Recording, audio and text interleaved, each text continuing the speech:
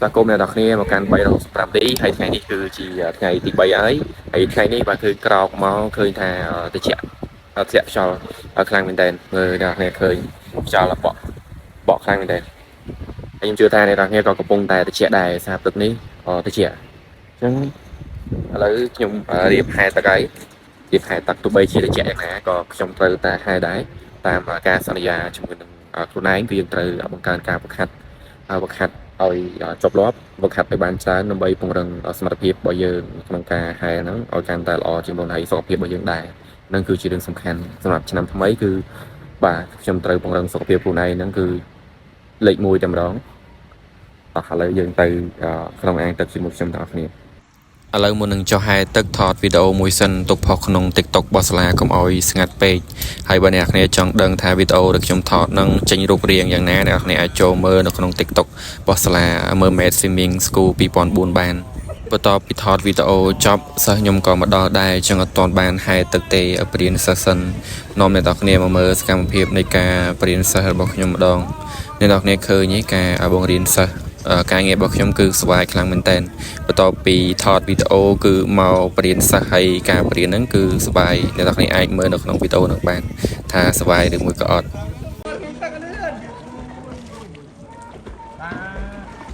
លឿនទេនេះលឿនអត់មើលក្នុងទឹកមើលក្នុងទឹកណាក្នុងទឹកហ៎ក្នុងទឹកអត់ក្នុងទឹកទៀត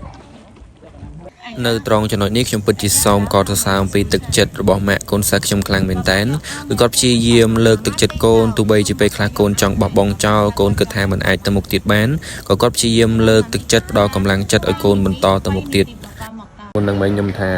ហែទឹកតែសិស្សគាត់មករៀនខ្ញុំអត់តបានហែទេព្រឹកនេះមើលទៅក៏តែពេលថ្ងៃទៅបានហែសារឥឡូវម៉ោង12អញ្ចឹងសម្រាប់ពីការពិសេសទៅញ៉ាំអីសិនខ្ញុំគ្រូគាត់កំពុងតែបរៀនដែរហើយបាទរដ្ឋបាលគេកំពុងតែអង្គុយមើលបាទអូខេបាទអញ្ចឹងចាំជួបគ្នានៅពេលថ្ងៃ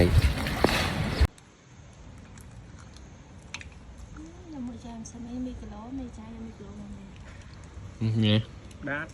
សบายទេសบายតាណារួច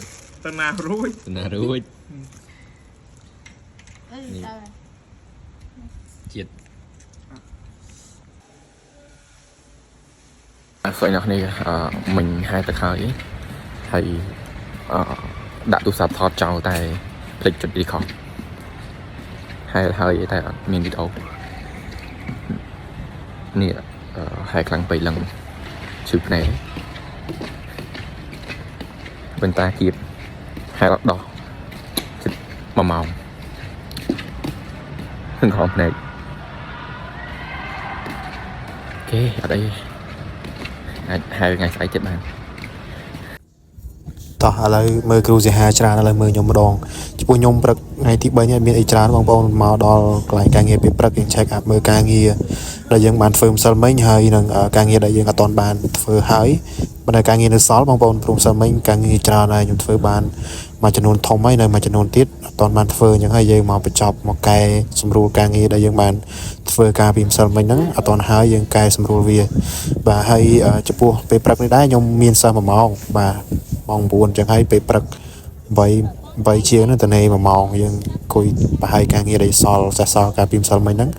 បាទធ្វើការបដាផឹកតែក្តៅបដាគឺស្រួលខ្លួនមែនតើបងប្អូនអរនេះពូពេលព្រឹកតិចខ្លាំងមែនតើសាខាខ្យល់ដល់កខ្យល់បងប្អូនធ្លាប់ហែទឹកសានសុកគឺដឹងហើយគឺតិចខ្លាំងមែនតើអញ្ចឹងនៅពេលដែលយើងធ្វើការបដាគឺយើងដាក់តែក្តៅមួយកែវពេលព្រឹកហ្នឹងគឺជួយសម្រួលអារម្មណ៍យើងធ្វើការងារបានល្អជាងមុនបាទកែវស្អាតទៀតកែវហ្នឹងហើយចឹងហើយបន្ទាប់ពីបានសម្រួលការងារសេះសល់ដូចជាកែសម្រួលការងារម្សិលមិញត្រូវកែវីដេអូផងអីផងចឹងណាវីដេអូម្សិលមិញកាត់បានច្រើនដូចគ្នាតែយើងមានកន្លែងមួយចំនួនត្រូវកែយើងព្យាយាមកែវាឲ្យពេល